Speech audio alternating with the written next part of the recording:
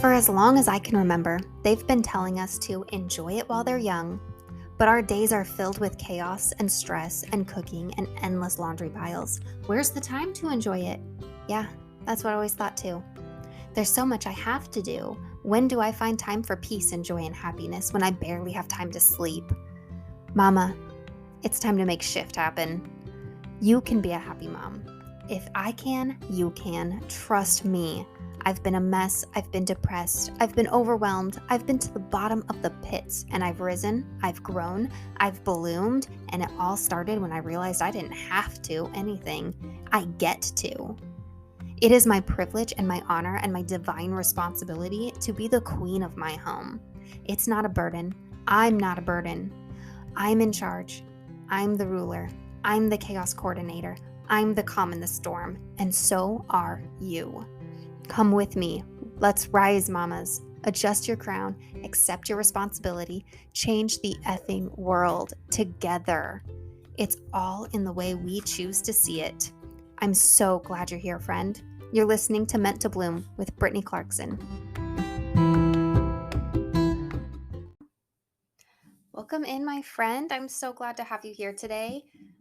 We did a little bonfire yesterday, and some of the smoke kind of came in through a draft and got in the house last night while I was watching a movie, and it's really bothering my throat. So if I sound like I'm sick, that's all. It's just some smoke sensitivity. Not a big deal. It's fine. Don't worry about me. I'll get over it. But I'm here today talking about something as we're going into the holidays that becomes one of those kind of huge deals that I feel like we push down and pretend like it's not a huge deal, right? I want to talk about loving your home as it is and just letting it be lived in and like actually living your life in your home. And I feel like as the holidays come in, we all like hyper stress about what our home looks like to people who are coming in to visit us. And instead of thinking about what our, house looks like and how people might judge us for our house, when we do that, we're totally missing out on the point of inviting these people into your home during the holiday season, right? Like, why do you invite family over for your holiday meals and your gift exchanges? Why are you doing those? Because are you doing it because it's like a social norm? Because it's expected of you? Are you doing it to bring people over to show off what your house looks like and make it appear as though you have your whole life together? Or like what? What is the deal? Why are you doing this? Are you inviting people into your home because it's a time for peace and cheer and love and joy? Are you opening yourself up, opening your home up to share these moments with someone you love? When you realign your intention for inviting someone over, when you set that intention and you realign your mindset to match that intention, it's going to change your experience.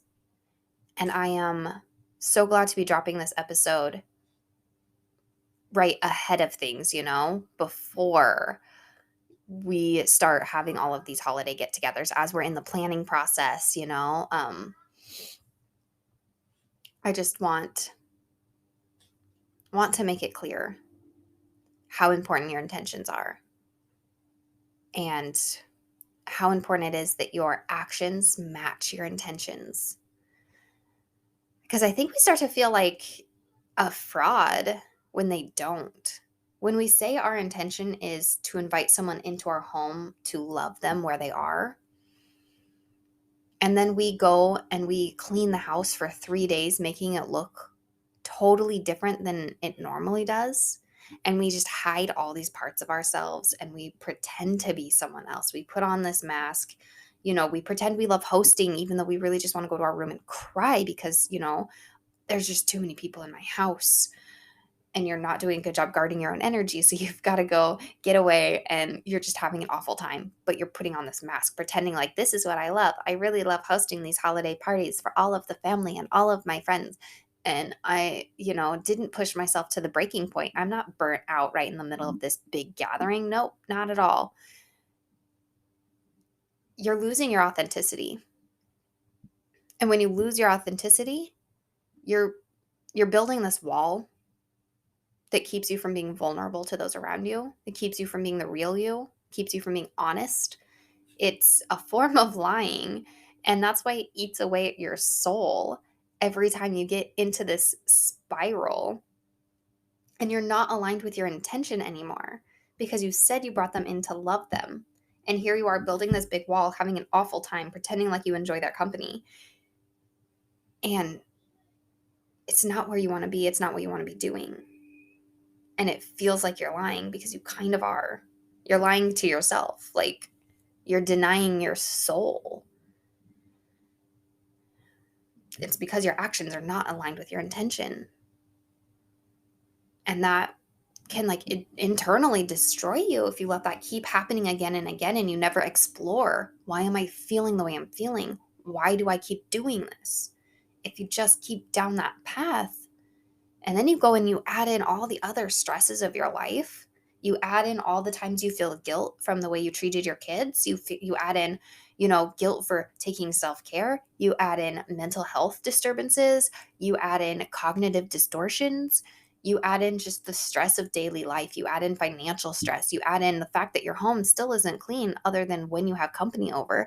And then everything piles on top and it can destroy you. I know because I've been there. I know because I've spent most holiday gatherings when I've had people come into my home, going to my room and crying and letting my husband just kind of, take care of it on all himself because I couldn't handle it.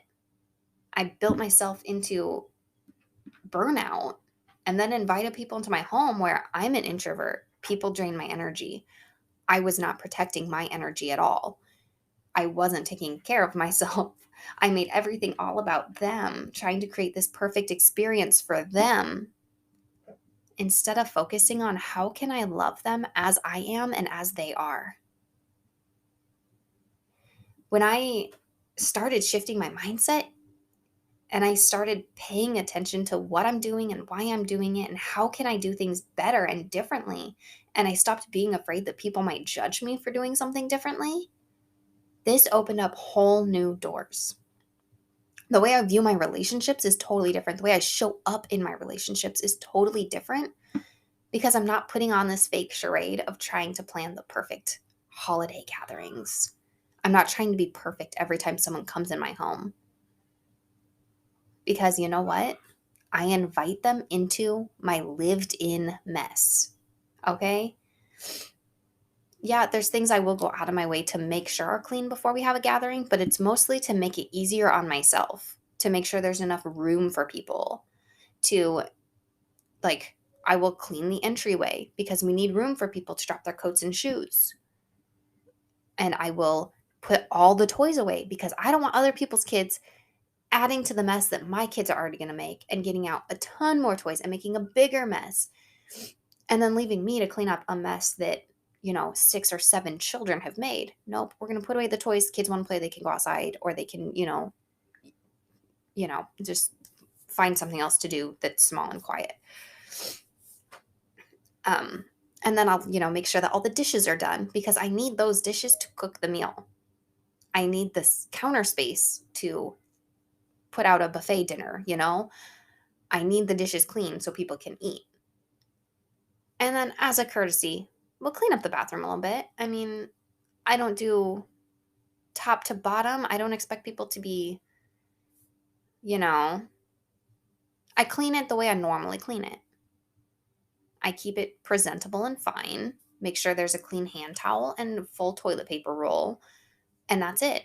I don't stress about, cleaning behind the toilet with a toothbrush when I don't normally do that, you know? I just regularly do a deep, thorough cleaning of the bathroom when I'm normally going to do it, not heading into the holidays when I have added extra stress. That's more of a spring clean and a fall cleaning type of thing, when I go through and do a full clean of the house. Or if I'm being totally honest, now I don't do a full cleaning of my house anymore because I always put it off way longer than I should and things get really disgusting and then it really stresses me out. So I've started calling someone to come in and do it for me because that's just so much easier on me. And so no shame in that.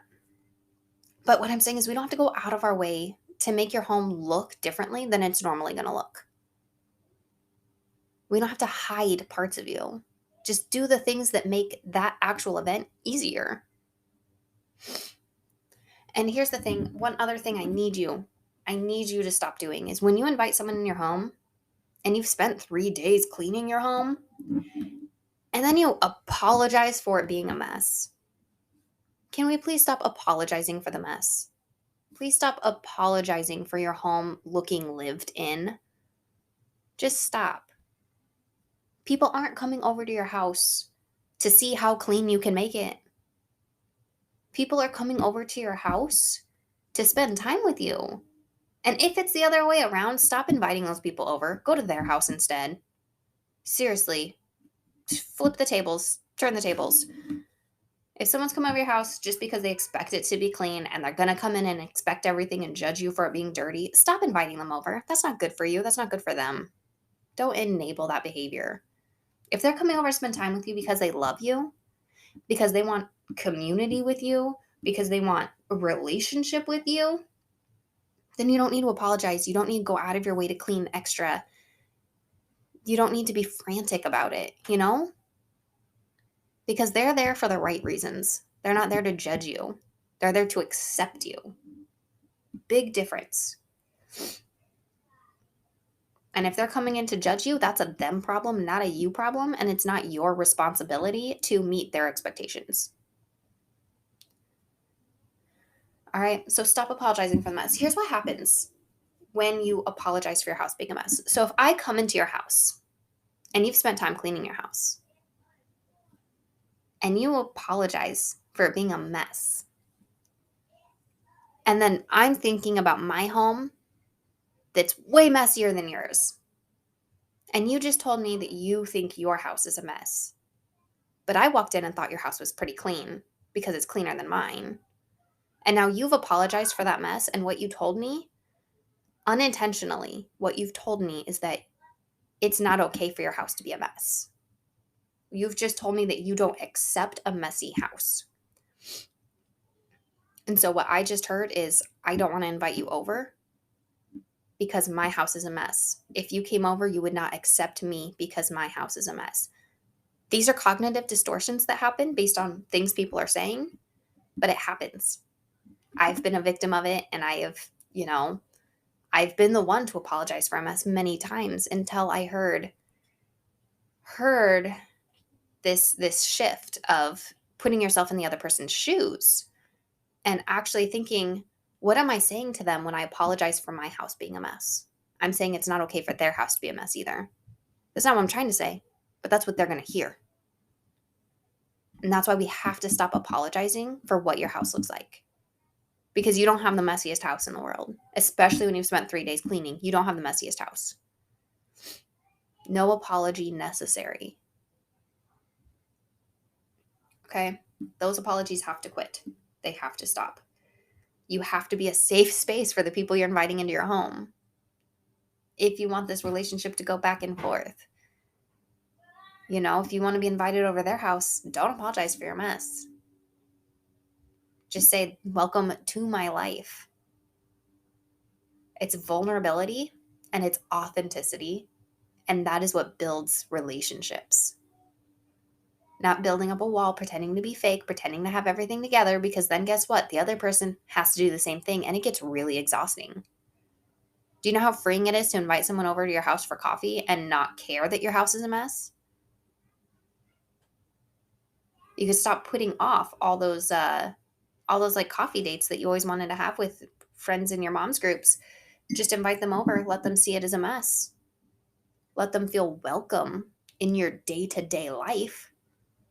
And then they will welcome you into theirs. Maybe not always. Some people need some more work. Some people need to go back and listen to this episode 100 times to pound it into their head, but it gets you on the right track. If you show up vulnerably and authentically and just be who you are and accept who you are, other people can do the same thing. Okay? Consider it a community service of sorts to just show up as you are and to just let others feel seen for how they are too and feel accepted as they are. There's so much power in letting them see the real you. Okay? I'm on this mission to make lived in the new standard.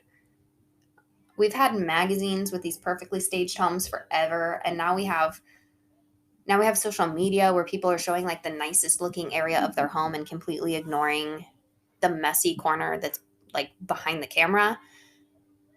And it gets subconsciously pounded in your brain, like that people are only showing the clean part of their home when they're on social media, because we're not here to talk about the mess, so that's just a distraction. I'm just going to get in a clean area and show you my face and tell you what I'm trying to tell you.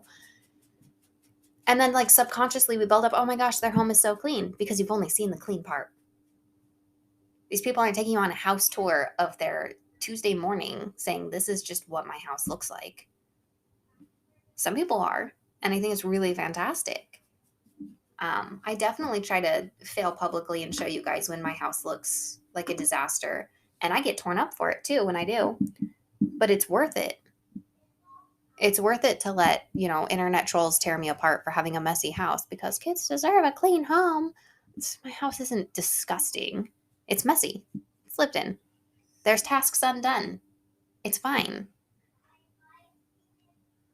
CPS wouldn't do anything about it. They wouldn't take my kids away for having a house be a little bit messy. If there's mold and bacteria and like feces on the ground, yeah, that's a problem. Take care of that. But if your house is just kind of messy, you've got like 2 days worth of dishes in the kitchen, it's not a big deal. It's fine. You'll get to it when you get to it. Don't stress about it. And don't let people tear you down for it, because you've been busy living your life, not busy keeping your home totally clean. Like, it's about balance. It really is. But I'm trying to make lived in the new standard. That's kind of my thought process here on my home. Is my home is lived in. It's not staged. I want to give you 3 practical tips to help you out in this, loving your home as it is and accepting yourself as you are. I want to give you 3 practical tips for this. Okay, number 1 is going to be gratitude. It always comes back to gratitude. This is like a superpower. It really is. It is a secret sauce, just gratitude. Okay, but specifically, like, I know, just gratitude, feel grateful. No. Specifically list the things that you do love about your house. Even if it's like really small, even if it's just one little thing somewhere, even if it's something you bought and put in your house, like a piece of furniture, whatever it is, or if it is a feeling that you have in a certain space, write that down on a list. Write it down on a Post-it note even, and put it somewhere that you feel stressed about your home, or somewhere you feel inadequate about your home. Stick it on Post-it note. If you have put in Post-it note in multiple places, put multiple different things of gratitude on different Post-it notes in different places of your home to remind you there are parts you like, and focus on the parts you like. Okay, and number 2, I want you to unsubscribe from magazines and other media that includes social, and emails. Okay, so unsubscribe from magazines and other medias that trap you in comparison spirals. Okay, if you're like watching HGTV all the time and you just feel like crap because your home looks like the before of a Joanna Gaines project and not the after, and you're just feeling really like a failure because of it, and you're feeling like less than because of what you're watching, then stop watching that. All right? If you're getting Better Homes and Gardens magazines and it just makes you feel like crap because your home doesn't look like that, or because you just don't have time to fix the things you want to fix. If you're watching a lot of social media and it's just constantly in the back of your head making you feel like, why can't my home look like that?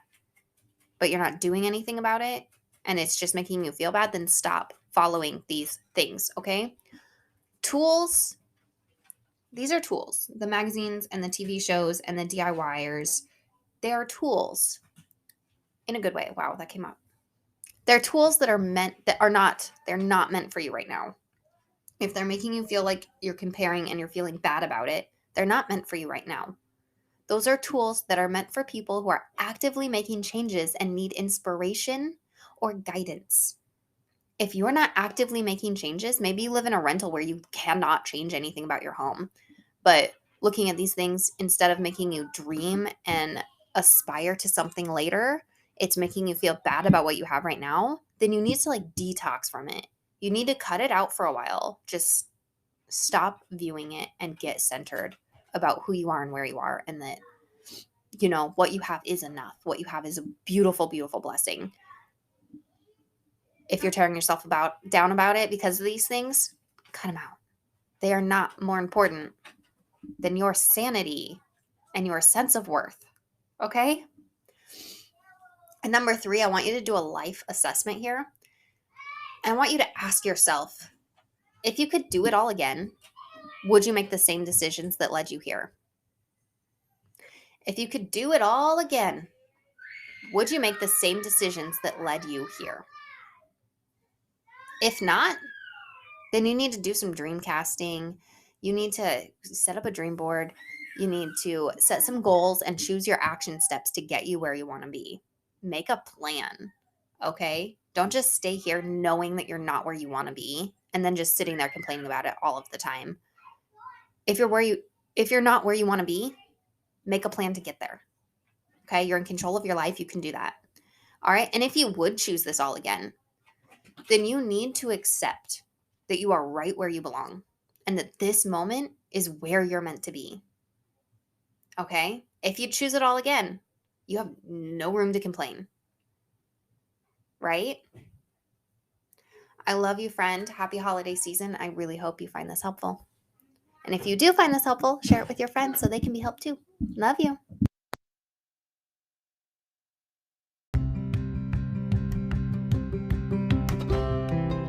Thank you so much for joining me today for this episode of Meant to Bloom. It really does mean the world to me. But are you ready to take this a step farther? Check out the description below of this episode and grab your mindset makeover. It's totally free, my gift to you. Then hop on Instagram and let me know what you thought of this episode. Tag me at Britt Clarkson. That's BritClarkson. If any part of this resonated with you, please let me know by tagging me or leave a review and share on social media so other mamas can find this too. If it helped you, it's going to help someone else. You're part of a movement now. Let's go.